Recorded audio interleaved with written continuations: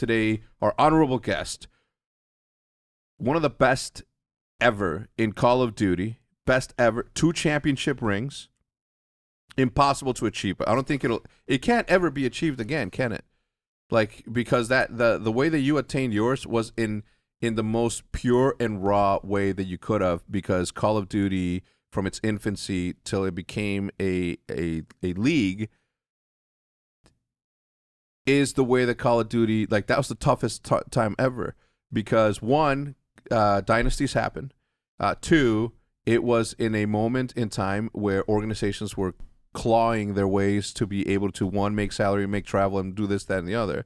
Before investments, before the lights, before everything, like, you made it happen. How does that feel? Because you literally won the last one. Yeah, I mean, thanks for having me, first of all. Yes, clayster, Eubanks. I mean, I think that the way I won champs, especially the 2 times, like you said, it won't ever happen again, just because of the nature of the format, and you're going to be playing with your team for a long time going into champs, and it feels good just to be able to have the validation that, like, my ideas and philosophy on how to build a winning team, a champ winning team, it works. And so the first time was like, okay, maybe that was a fluke, but then now to do it the second time and potentially like the last real champs that we have, it's a good feeling. It makes me feel pretty proud of what I've achieved and what I've accomplished. Very, very cool. I think that you were the first player to really bring hype to Call of Duty. It hadn't happened before that. Everybody was a little timid and people would yell over, but nobody hyped themselves up. The majority of the hype, and the first time I'd really experienced it was in London for EGL 7, I believe. But you were the first one to come in and really bring the hype, to hype up your team, as opposed to hype down to sort of suppress the enemy and make them feel a certain way, to sort of impact their emotions and therefore impact the way that they play and use that to your advantage. You said, forget all that. I'm going to concentrate on me and my team, and I'm just going to be as hype as I possibly can. You're the first guy in Call of Duty that I saw with, you know what I'm saying, that pose. And that pose is so iconic because it was one of its first ones, I think, in all of esports. I don't think any other esport out there has that sort of, I mean, aside from Gears way back in the day, but even then, those pictures never existed. So we'll get into all that, and I'm getting off on a rant because I'm so excited about the first episode. I haven't done a podcast in close to how long, Maddie? 4 weeks? 5 weeks? 4 weeks. I haven't done a podcast in 4 weeks, so I'm itching. I'm climbing. I'm itching. I'm ready to go. So we'll start with this. Who are you today?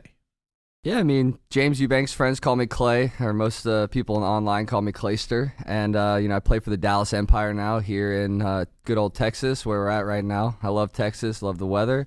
And, hopefully going into this next year, trying to be as best as I can possibly be and carry on the success that I had from last year. Do you think that's going to be hard?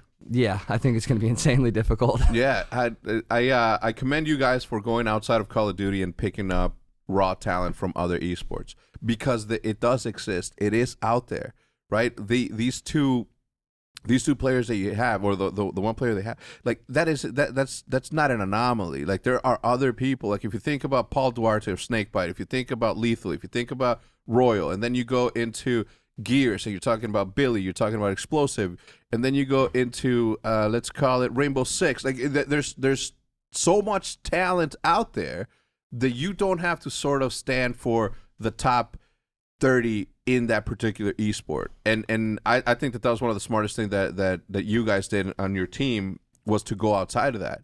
If for whatever reason nothing worked out, and I've said it like 5 podcasts now, if for whatever reason what happened to me didn't happen, and I didn't have Scump and I didn't have the players that I have, I would have gone out and made a story for myself by picking up like other people from other esports, and people would have been mad, but I wouldn't give a fuck. You know what I'm saying? Because that talent is out there. I mean, they're gamers. They're just like good gamers, and there's a lot of them in esports, and a lot of them that have grew up playing all sorts of video games, and they kind of just settled on this one that they went pro in.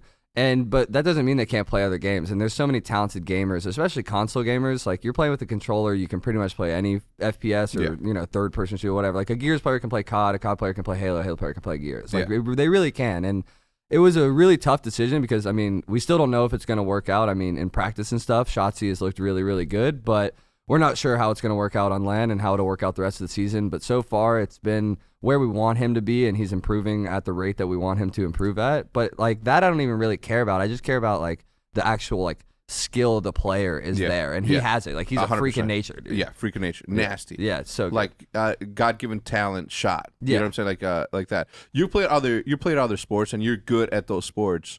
Do you think that there is, like, if you weren't playing Call of Duty, which one do you think that you would pick? Your number one pick? If I could just like switch right now, I mean, it'd be Counter-Strike. Yeah. I love Counter-Strike. I love the like simplicity of it, but also the complexity of it. Like it goes both ways. Like it comes down to a basic, like you just got to headshot the other dude. But like before all that, there's so much that goes into it, and so much strategy, so much like thinking and stuff that I'd probably be a pro in Counter-Strike if it wasn't COD. Yeah. Do you think that Counter-Strike is the best spectator esport out there? Obviously, you can't pick Call of Duty because that's biased. But I would pick. I would either pick Counter-Strike or Rocket League. I think Rocket League's a really entertaining esport to watch. And anybody can just like watch it. It's rocket cars hitting a soccer ball into a net. I mean, anybody can get that, you know. So from a spectator point of view, it's one of the two, in my opinion. So we at Energy just won the World Championship there. That shit was insane. It was insane. I agree. And the amount of people that watched that in a live audience, and the amount of people that watched that from home was insane. Like there are so many sleeper esports out there that don't get the light of day, but these are like massively viewed esports that people don't watch. So for me, it's always been like about the discovery aspect of it. Just like every single day I find a new YouTuber that has like 1 million subscribers there, and I'm like, where the fuck did this guy come from? You know, that scenario.